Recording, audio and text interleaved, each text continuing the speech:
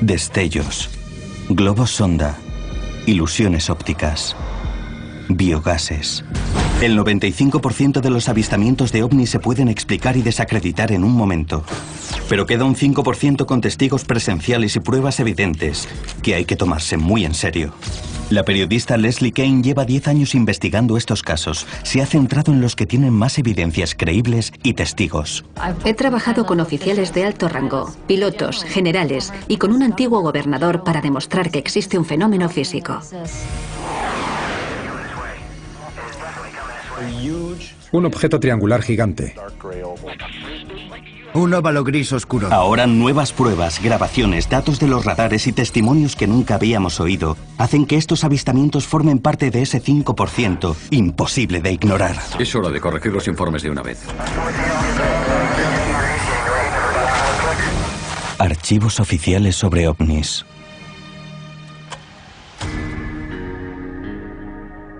La gran mayoría de los informes de avistamientos los realizan civiles y suelen ser casos aislados con 1 o 2 testigos.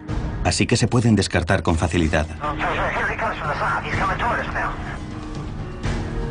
Pero cuando hay un avistamiento en una base militar estadounidense con armas nucleares en la Guerra Fría y 60 miembros de las fuerzas aéreas ven el ovni durante 45 minutos, hay que analizar bien el caso. Tenemos a un oficial realizando un informe sobre un ovni sobre la base de la OTAN más importante y no recibe ninguna respuesta. Me parece algo asombroso. Ahora, 30 años después, los testigos clave se han decidido a contar esta increíble historia. Dijeron al equipo y a los testigos que llevaran la investigación en secreto y no había discusión posible. Este es el extraordinario incidente de Rendlesham Forest.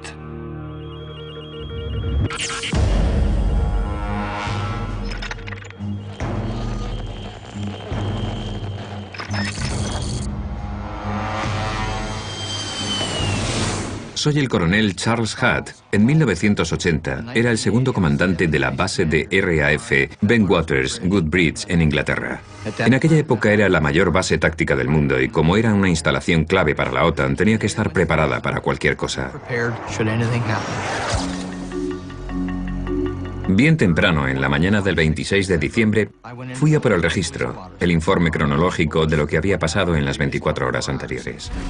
Cuando entré en la oficina, el sargento de servicios se rió y dijo: «Coronel, no se lo va a creer. Anoche 3 de nuestros hombres estuvieron persiguiendo ovnis en el bosque.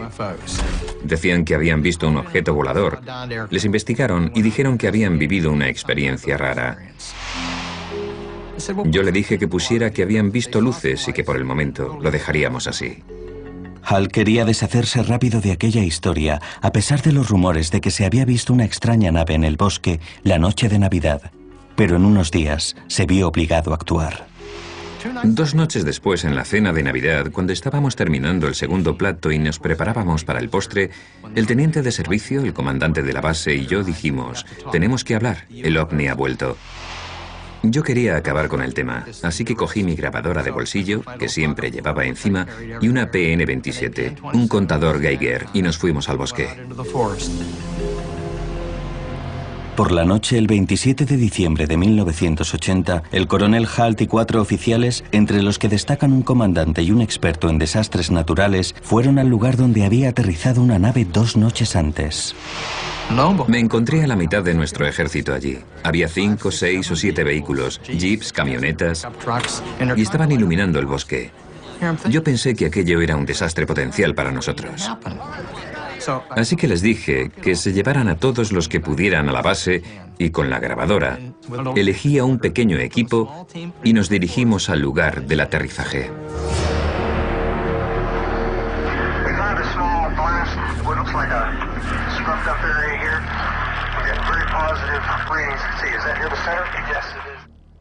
Hutt y su equipo localizaron 3 marcas, formando un triángulo en el lugar del aterrizaje. ¿Qué hemos encontrado? ¿Hay algo? Aquí hay 7 décimos. ¿7 décimos en el centro? Los niveles de radiación son 10 veces más altos de lo normal, y esto indica que el avistamiento era más importante de lo que Hutt había creído al principio. Había marcas en los árboles. En aquel sitio unas cuantas ramas rotas en el suelo y cuando miramos hacia arriba vimos más rotas en la copa de un árbol. Era obvio que algo había bajado entre los árboles. Mientras investigábamos, oímos a los animales de granja, las vacas y los pollos se volvieron locos durante un rato y luego se quedaron muy callados.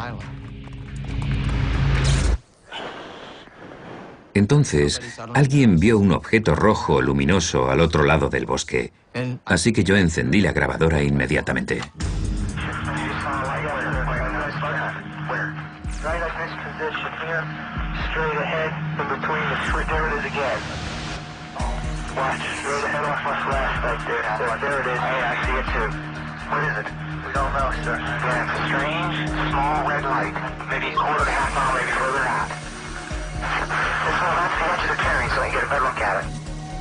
Cuando Halt y su equipo se acercan, los detalles del objeto son cada vez más claros. Era ovalada, de un rojo anaranjado, y había piezas que parecían ser de metal derritiéndose, cuyas gotas caían al suelo. Tenía el centro negro, un negro muy sólido que parpadeaba como un ojo. Se movía horizontalmente entre los árboles, a unos 2 metros del suelo. Iba zigzagueando, botando un poco. Buscaban algo e iba controlado por vida inteligente. La descripción de Halt coincide con la de otros muchos avistamientos de ovnis. Los testigos suelen hablar de orbes rojas que vuelan y buscan bajo la dirección de seres inteligentes. Pero para Halt y los demás oficiales, esta experiencia está a punto de convertirse en algo de todo menos típico.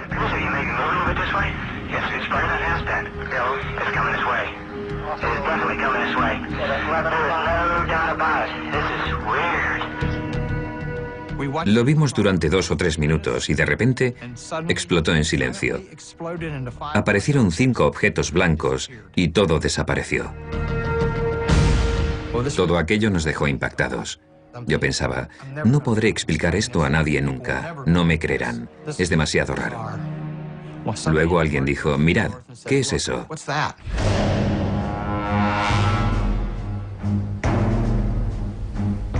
Y vimos 4 o 5 objetos elípticos con luces multicolor a unos 1000 o 1200 metros de altura.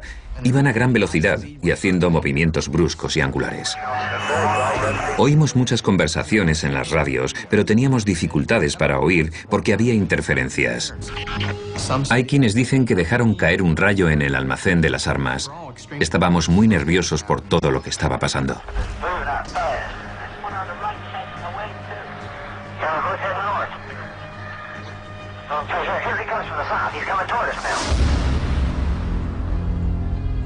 De repente uno se quedó con nosotros, se detuvo y dejó caer un rayo de luz a nuestros pies. Cuando la luz llegó al suelo nos quedamos quietos. Creo que nadie se movió, nos quedamos todos quietos, en shock. Yo pensaba, tienen que estar haciendo esto por algo. ¿Se quieren comunicar? ¿Será un arma? ¿Un aviso? ¿Qué hacemos? Halt y sus hombres se quedaron paralizados por la luminosa nave que tenían sobre sus cabezas. Los avistamientos son algo desconocido para estos militares profesionales. Nunca habíamos visto nada parecido, y mientras estábamos allí, tan rápido como había aparecido, desapareció. Yo pensaba, no hay explicación posible para esto. ¿Por qué me habré metido en este berenjenal? Esto daña mi carrera. Más de 60 miembros del ejército han declarado haber visto ovnis durante las 2 noches del incidente de Rendlesham. Según los testigos, aquello influyó mucho en la base. Sucedió durante la Guerra Fría y en aquel sitio había armas nucleares, así que lo que pasó fue una incursión, un problema para los servicios de seguridad tanto británicos como estadounidenses. Como oficial al cargo que estaba de servicio, Halt tuvo que escribir un informe para dar parte a sus superiores. Así que realizó un pequeño memorándum con la esperanza de poder olvidar el tema. Como la base está situada en Inglaterra, el memorándum llega hasta el Ministerio de Defensa británico, que concluye que el acontecimiento no tiene significancia para defensa y cierra el caso. Y así estuvo durante más de una década. Me llamo Nick Pope. Trabajé en el Ministerio de Defensa durante 21 años y a principios de los 90 llevé el tema de los ovnis. Me encargaba de investigar los avistamientos y de determinar si suponían una amenaza para el Reino Unido. En 1994, Nick Pope reabre el caso sin resolver del incidente de Rendlesham Forest. Una de las cosas que me llamó la atención fue la falta de respuesta formal en cuanto al informe del coronel Halt. Uno de los oficiales más experimentados había realizado un informe sobre un ovni que había aterrizado cerca de una de las dos bases más importantes de toda la red de la OTAN y no había obtenido respuesta. Aquello me pareció muy sorprendente. Pope comenzó un exhaustivo estudio de 3 años y destapó varios errores de la investigación, entre ellos la confusión sobre la jurisdicción. El incidente de Rendlesham Forest sucedió en las bases de Bentwaters y Goodbridge. Por supuesto, eran bases estadounidenses, pero en suelo británico. Así que hubo mucha confusión sobre quién estaba al cargo. Otro problema era que la zona donde aterrizaron no se acordonó al momento. La gente iba y venía y no hacía más que contaminar el lugar. Tenían que haberla peinado con un detector de metales y haber cogido muestras del suelo, pero no fue así. Varios años después del informe, Pope destapa algunos errores graves que se cometieron en la primera investigación. Quería saber si el ovni dejó rastro en los radares. Uno de los testigos dijo que, por un momento, hubo un objeto no identificado alrededor de la base, en 2 o 3 barridos del radar, pero luego desapareció. Pero cuando los estadounidenses realizaron el informe para el Reino Unido, las fechas estaban mal, así que el Ministerio de Defensa investigó la noche equivocada, y cuando se dieron cuenta del error ya habían destruido la cinta del radar.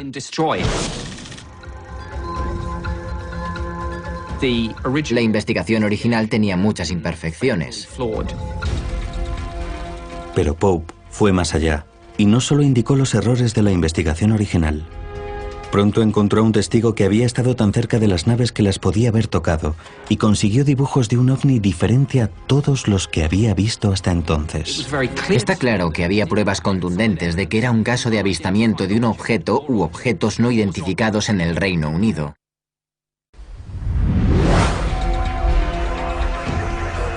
Después del día de Navidad, en 1980, más de 60 militares vieron lo que ellos describen como varias naves desconocidas sobre las bases de la OTAN de Bentwaters y Goodbridge, en Inglaterra.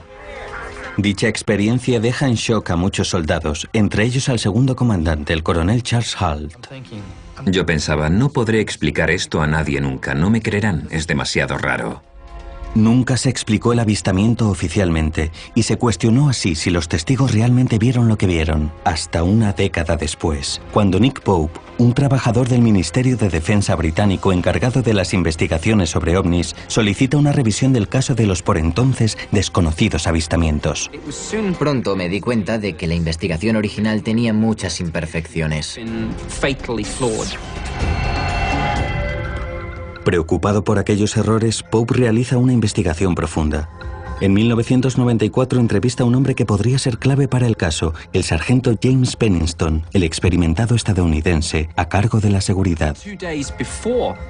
2 días antes del avistamiento del coronel Halt, el sargento Penniston también había visto el ovni, y él y otros 2 pilotos se aproximaron al objeto lo bastante cerca como para hacer unos dibujos espectaculares.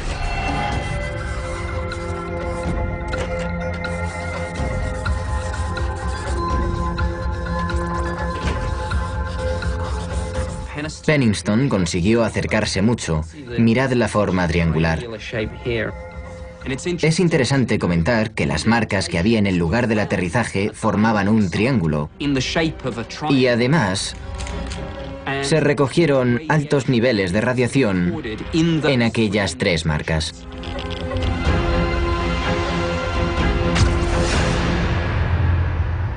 Según nos acercamos a la nave, la radio funcionaba peor y el aire tenía gran carga eléctrica. Lo notábamos en la ropa, en la piel y el pelo. El entrenamiento que había recibido no me había preparado para aquello. El sargento Pennington observó la nave durante casi 45 minutos. Uno de los datos más intrigantes fueron los extraños símbolos que vio en el lateral y que le recordaban a los jeroglíficos egipcios. Esto fue lo que dibujó en el cuaderno del policía.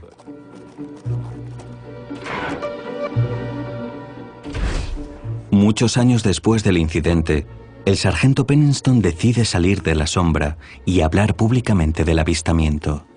Más de 80 miembros de las fuerzas aéreas, es decir, observadores entrenados, fueron testigos del despegue, pero dijeron al equipo y a los testigos que llevara la investigación en secreto y no había discusión posible. Yo creo que, echando la vista atrás, está claro que había pruebas contundentes de que el avistamiento de Rendlesham era el caso de un objeto u objetos no identificados en el Reino Unido. El incidente de Rendlesham Forest ahora es considerado uno de los avistamientos más concluyentes de la historia. Incluye varias características arquetípicas de otros casos creíbles de avistamientos de ovnis. Naves con formas triangulares que se mueven en silencio y alcanzan en milésimas velocidades desconocidas. Es una referencia para otros casos de ovnis. Si juntas todos los casos en los que se han visto involucrados militares de alto rango, oficiales y pilotos, solo los casos investigados oficialmente, tienes un conjunto de pruebas que no se pueden ignorar.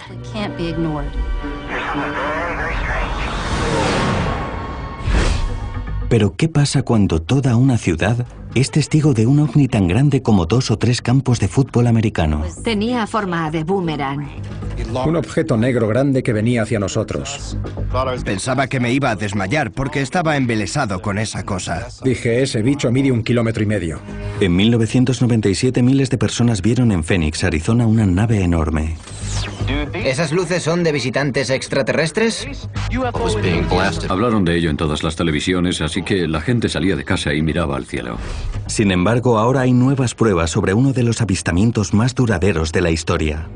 Fue todo un caos y bloqueamos la base. Analizaremos las explicaciones oficiales. Las fuerzas aéreas dijeron que las luces se vieron a las 10 de la noche, pero hay informes de testigos realizados 1 hora antes. Así que con esa excusa ridiculizaron lo que miles de personas dicen que vieron. Pero un antiguo gobernador confiesa lo que pasó. Yo sabía más de las luces que se vieron en Phoenix de lo que conté. Estas son las luces de Phoenix.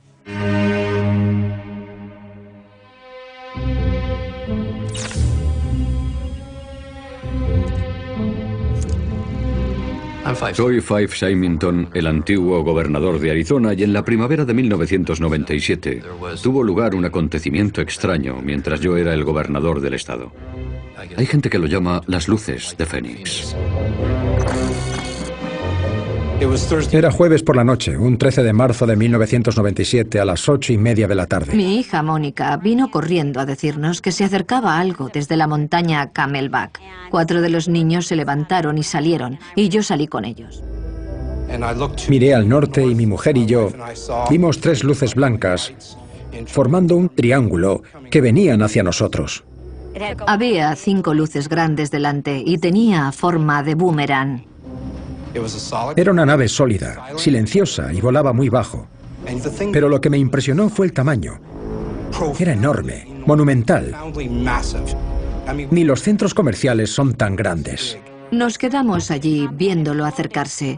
Pasó por encima de nuestra casa y lo vimos completamente durante 5 o 6 minutos. Mi mujer y yo nos miramos. Yo la miré a los ojos y le dije, hemos visto nuestro primer ovni.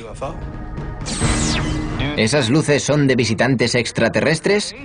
Cientos de personas que viven en el valle creen que es posible. Lo que han descrito como gigantesco con luces brillantes formando un boomerang surca los cielos. No hay explicaciones oficiales de lo que son esas extrañas luces. Aquella noche hablaron de ello en todas las radios y las televisiones, así que la gente salía de casa y miraba al cielo. Lo vieron miles de personas en todo el valle. Hubo una avalancha de llamadas a la oficina del gobernador y al departamento de seguridad. La gente quería respuestas, así que contacté inmediatamente con el jefe de la Guardia Nacional y mis hombres llamaron a la base aérea de Luke para ver si eso tan exótico que sobrevolaba el valle era suyo, pero no supieron contestarnos. Todo el mundo pensaba, madre mía, no sabemos lo que es. Algo extraño ha pasado en los cielos de Arizona, pero todavía no se ha podido explicar. Según los amantes de los ovnis, se trata de un gran avistamiento. Los pilotos dicen haberlo visto en el aire, aunque los radares militares no lo han captado. Fuera lo que fuera, había más de unos cuantos habitantes de Phoenix viéndolo. Durante las semanas siguientes al acontecimiento hubo más de 700 personas que informaron del avistamiento a la policía y al Centro Nacional de Avistamientos, una organización privada de Seattle, Washington. Y entre los testigos había pilotos, agentes de policía y militares. A pesar de que las descripciones del objeto difieren, hay determinadas características que prevalecen. Se trataba de un objeto sólido, gigante, con forma de delta o triángulo. No hacía ruido y sobrevolaba el valle. Y lo que es más importante, fue visto desde diversos puntos por testigos en todo el condado durante un total de 106 minutos.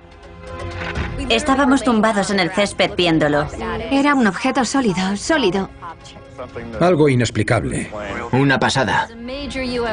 Un avistamiento importante visto por cientos de personas en todo el estado de Arizona, que esperaban una respuesta del gobierno.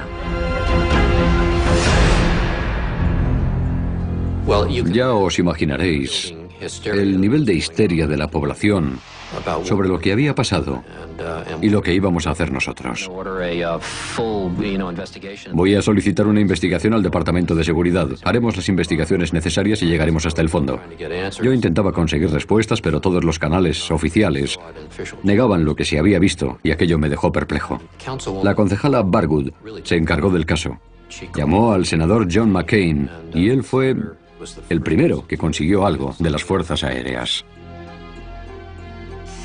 Las fuerzas aéreas dijeron al senador McCain que las luces las había lanzado la Guardia Nacional entre las 9:30 y las 10 de la noche. Pero como los avistamientos empezaron a las 8:15, más de una hora antes de lanzar dichos rayos y en un lugar diferente al sitio donde se había visto al ovni, esto no explica lo que tantos testigos presenciaron. Se lanzaron alrededor de las 10 de la noche. Estaban en el sudoeste de Phoenix, no estaban sobre la ciudad ni siquiera en el condado. Lo que mi mujer y yo vimos pasó a las 8:30. A mí me parece que ese objeto llegó a las 8:30. Pero las autoridades decidieron encubrirlo, así que lanzaron sus rayos a las 10. Es para confundirnos intencionadamente. Lo confuso es que las luces que aparecieron en la tele aquella noche eran los rayos. Esas luces son de... Porque los vídeos de las noticias se grabaron sobre las 10, cuando lanzaron los rayos. Unos extraños haces de luz. Pero eso no explica lo que vieron los testigos. Aquellos rayos se lanzaron 2 horas después de los primeros avistamientos. Se trata de dos cosas diferentes. Hay algo que arroja más dudas sobre la explicación de las fuerzas aéreas. Esta grabación inédita realizada por un piloto en la base de Luke al Centro Nacional de Avistamientos en la mañana del 14 de marzo. We got a call from Prescott Valley Airport, a small airport north of us, reporting an object that had a near miss with a small Cessna. The call came up approximately 8:32 that they encountered something over Phoenix, Arizona, over the area of 7th Avenue and Indian School Road. They don't know what it was. Según este aviador, la base Luke envió 2 F-15 a investigar el incidente poco después de las 8:30. Cuando volvieron, habló con uno de los pilotos e indica que estaba visiblemente conmocionado. The command pilot of this particular flight, I've never seen this man scared, and he was scared to death. He's not sure what it was. His statement was that they followed this aircraft. It went on a straight line course heading towards Sky Harbor Airport, which is one of our main airports here, at approximately 18,000 feet, descending to 10,005. He saw 5 distinct lights in a triangular pattern. First 3 lights were in a tight triangular formation, and then the other light was at about 400 yards, also on the east side of the triangle. It scared the hell out of them, and after they landed, the base was we had a complete lockdown. All hell broke loose basically, and the facility was closed. A pesar de este impactante testimonio, las fuerzas aéreas niegan que se produjera un encuentro. Pero igual que en el caso de Rendlesham, los intentos de las autoridades por negar los avistamientos son infructuosos. La historia no dejaba de interesar y el gobernador sabía que tendría que hablar. El gobernador Fay Symington está decidido a descubrir qué eran esas luces. Las luces de Phoenix adquirieron importancia nacional, ya que el gobernador Symington revela algo muy sorprendente. Yo sabía más de las luces que se vieron en Phoenix de lo que conté. Ahora escolten al acusado hasta la sala para que escuchemos su versión. Es hora de corregir los informes de una vez. Cuando trabajas para el Estado, tienes que tener cuidado con temas tan controvertidos e incendiarios como los avistamientos de ovnis. De hecho, si eres una autoridad y empiezas a hablar de ovnis, te atacan sin piedad. Es increíble. Esta noche empezamos con esos extraños puntos luminosos. En 1997, cientos de testigos vieron los ovnis de Phoenix. Según los informes, describían una figura en forma de delta del tamaño de varios estadios de fútbol americano. Igual que en el caso de Rendlesham, gente de todo el condado lo vio desde diversos puntos durante 106 minutos. Miles de personas lo vieron y había mucho interés por el caso. Había un gran nivel de histeria. Los seguidores de ovnis de todo el condado... 3 meses después del avistamiento en USA Today, aparecen las luces de Phoenix en titulares y ponen al gobernador Symington en el punto de mira. En junio hicieron una gran publicidad del caso y de repente nos vimos asediados. Así que organicé una conferencia de prensa para que la gente se calmara un poco. El 19 de junio, Symington da una conferencia de prensa para anunciar que se había resuelto el misterio. Ahora pido a la agente Stein y a sus compañeros que escolten al acusado hasta la sala para que escuchemos su versión. Que no se acerquen a mí, por favor. Esto ha sido para que veáis que os lo tomáis muy en serio. Fue una broma muy graciosa, pero por desgracia no la entendieron. Fue un insulto y sigo ofendido, igual que muchísimos otros testigos.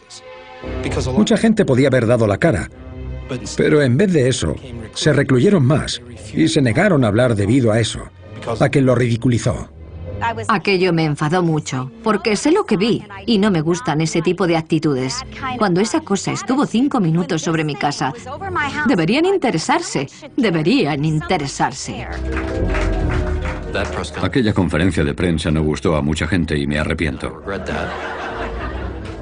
Pero lo peor es que yo sabía más de las luces que se vieron en Phoenix de lo que conté. Y tenía que haber contado mi propia experiencia antes.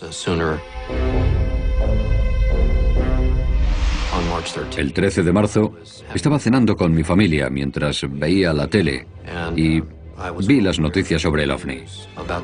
Así que dije, voy a coger el coche para ir a Lincoln Drive con Squaw Peak a ver lo que pasa. Cuando llegué aquí, había gente disfrutando en el parque. Estuve aquí entre 5 y 10 minutos y alguien dijo, mira, mira. Del noroeste apareció una nave muy grande, de unos 1000 o 1200 metros. Ocupaba gran parte del cielo. Se veían aviones en la distancia, pero parecían pulgas comparadas con ella. Vino hacia nosotros sin hacer ni un ruido, con mucho cuidado. No muy rápido planeó por Squaw Peak, así que teníamos una vista magnífica de su silueta. El gobernador Symington observó el objeto durante casi 1 minuto antes de que cruzara el valle a toda velocidad. De repente desapareció. Yo he trabajado en las fuerzas aéreas y he volado desde joven, pero nunca había visto algo así. Tenía características aeronáuticas increíbles. Aquello era mucho más de lo que podemos conseguir nosotros seguro. Pero pensé que debía callármelo, porque era el gobernador, y si hablaba iba a aumentar el nivel de histeria, y no hay que olvidar que tenía un estado que gobernar. Symington se mantuvo en silencio durante su segundo mandato, pero ahora, 15 años después, el exgobernador ha dado una lección a los demás cargos públicos. Yo creo que, en lo que respecta al gobierno, siempre tienen que darle explicación a todo. Y es difícil para las instituciones decir que no saben algo, que hay cosas que no pueden explicar y admitir su gran vulnerabilidad. Pero he aprendido una dura lección sobre el tema, basándome en una experiencia personal. Los cargos públicos tienen que ser más abiertos y más valientes en cuanto a temas como este. Hay que afrontarlos legítima y objetivamente, y si no sabemos lo que es, deberíamos decirlo. Es hora de saldar deudas y hacer lo correcto. Los detalles de lo que se vio aquel marzo de 1997 siguen a debate, y el caso de las luces de Fénix sigue sin resolverse. Pero de lo que no cabe duda es que el caso puso en evidencia la necesidad de estudiar los ovnis, un proceso oficial en el que se realicen y se investiguen informes. Actualmente, para la gente en Estados Unidos, no hay ningún organismo oficial al que acudir si creen que se necesita un informe de un determinado acontecimiento. Lo interesante es que en términos de aviación, las fuerzas aéreas indican a sus empleados en su contrato que si ven un ovni no pueden comunicárselo a las fuerzas aéreas. Así que lo que están diciendo es que el gobierno estadounidense no quiere oír nada de avistamientos. Los pilotos y las personas relacionadas con la aviación, en particular, son testigos perfectos. Pero normalmente, cuando ven ovnis, no informan a nadie, porque creen que su carrera profesional se verá coartada. Es un verdadero problema, porque así es más difícil dejar constancia del caso y limita los datos disponibles sobre estos fenómenos. Sin un organismo oficial que recoja los avistamientos y con los ridículos informes realizados hasta la fecha, es imposible verificar la frecuencia y la magnitud de la actividad de los ovnis. No obstante, en la comunidad aeronáutica esto supone un gran riesgo para la seguridad, porque si estos objetos voladores son reales, podrían chocar con nuestros aviones en pleno vuelo.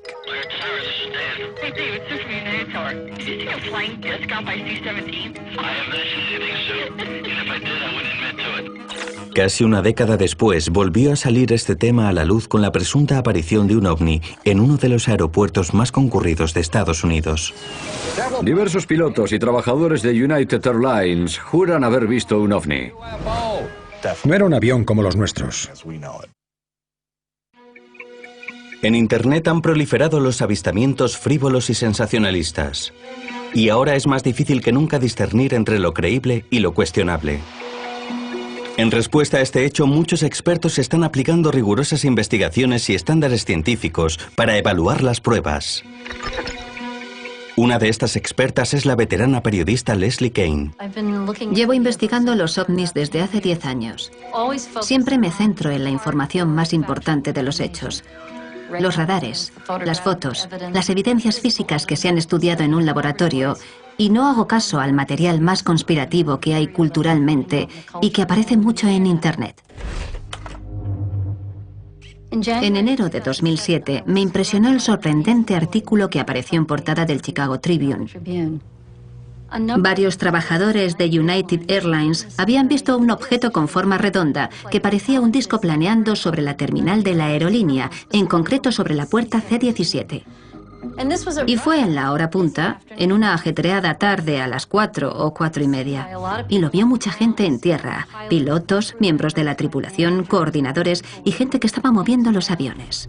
Se cree que medía entre 6 y 26 metros y que estuvo planeando sobre la puerta C-17 unos 5 minutos. Y después el objeto salió disparado hacia arriba, atravesó las nubes y dejó un agujero limpio en ellas, como hecho con un molde. Los testigos, que eran profesionales de la aviación, quedaron confundidos con lo que habían visto. I've been at O'Hare for quite some time, and I'll tell you definitely it was not an airplane as we know it.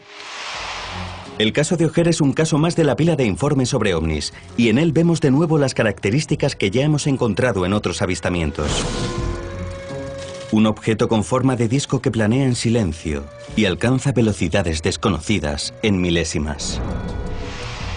Pero estamos a punto de revelar la prueba más contundente de todas.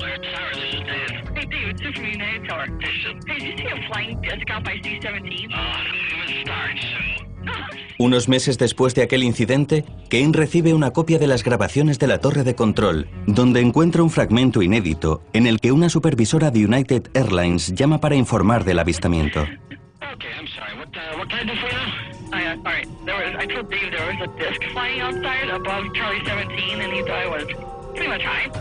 But I'm not high and I'm not drinking. Yeah. Someone actually has a picture of it, so if you guys see it out there. A disc? Like a frisbee? Like a UFO type thing. Yeah, okay. Okay. I'll keep a field eye for that. All right, okay, bye. Es una prueba muy importante. Demuestra que hubo algo y que se informó a la torre de control. Pero se lo tomaron a broma, y yo creo que, en parte, eso se debe a la política de quitar importancia a los avistamientos de las fuerzas aéreas. Se trata de un espacio aéreo protegido, de un aeropuerto concurrido en plena hora punta, y nadie sabía lo que ese objeto iba a hacer. Era un grave peligro. Las fuerzas aéreas, al principio, no dijeron nada, pero cuando las cintas salieron a la luz, tuvieron que hablar. Bajo la presión de la opinión pública, las fuerzas aéreas anuncian una somera descripción 2 meses después del avistamiento. Lo primero que dijeron fue que se trataba de un tipo de reflejo luminoso proveniente de la parte inferior de un banco de nubes. Dijeron que las luces del aeropuerto hacen cosas raras en las nubes. El problema es que las luces del aeropuerto no estaban ni encendidas. La segunda explicación que dieron fue que era un fenómeno meteorológico, lo que se conoce como un agujero en las nubes. Dichos agujeros son fenómenos naturales causados por cristales de hielo cayendo de una nube superior a un banco de nubes inferior, donde se forma un orificio. El problema es que para que esto suceda, se necesitan temperaturas bajo cero para que ocurra. Sabemos a ciencia cierta que aquel día en O'Hare hacía calor. La temperatura no bajaba de cero al nivel del banco de nubes, así que es físicamente imposible que ese fuera el porqué del agujero en la nube.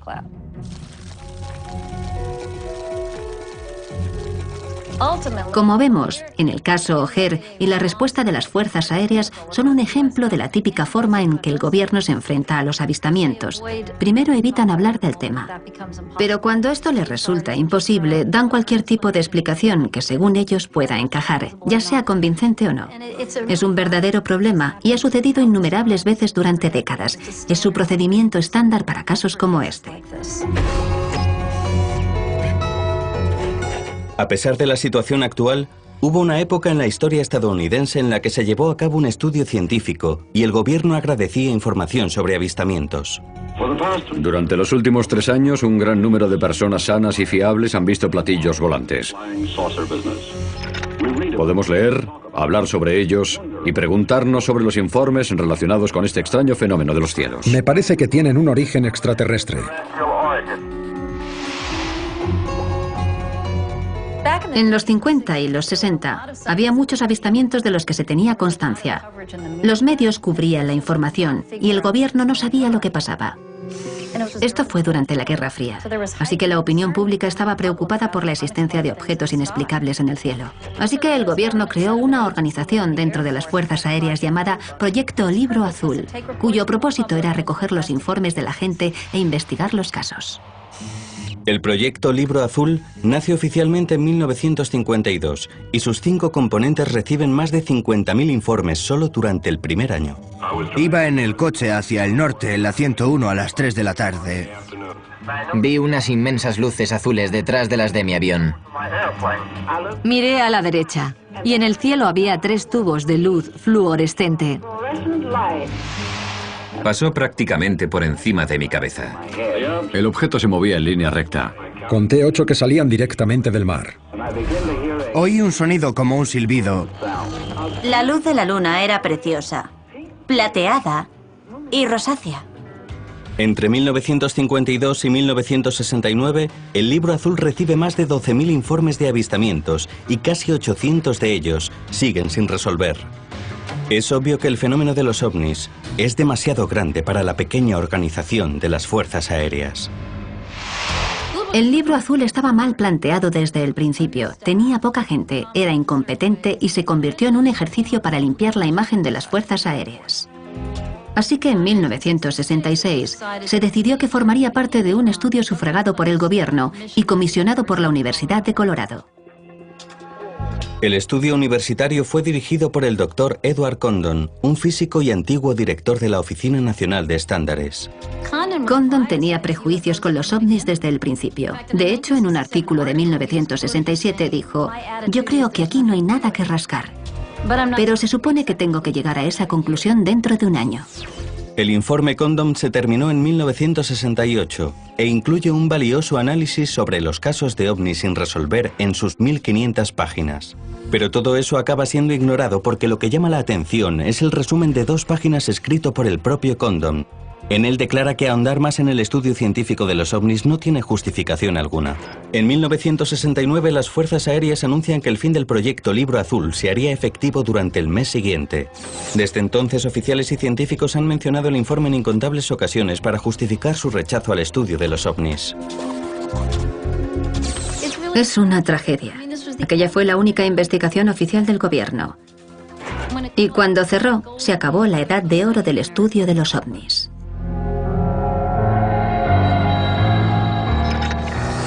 Desde 1970 muchos casos han puesto en la cuerda floja las afirmaciones en las que se respaldaba el cierre del Libro Azul. Pero el avistamiento del 86 en Anchorage ofreció pruebas importantes que denotan la seriedad del tema.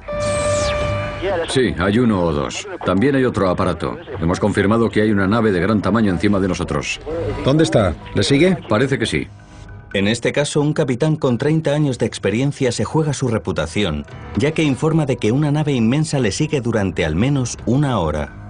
Fue el encuentro más largo del que se tiene constancia hasta la fecha, y estas contundentes pruebas llegaron hasta la Casa Blanca. Estábamos de los nervios y le pregunté que qué creía que era. Me dijo, es un ovni.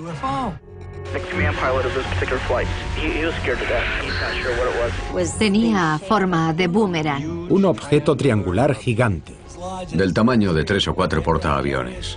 Vino hacia nosotros sin hacer ruido. Es obvio que estaba controlado por vida inteligente. Viene hacia aquí, está claro. 3 tubos de luz fluorescente. Como un frisbee. Un óvalo gris oscuro. Como un ovni. Parecía que alguien había hecho un agujero en las nubes. De repente desapareció. No cabe duda. Qué raro es esto.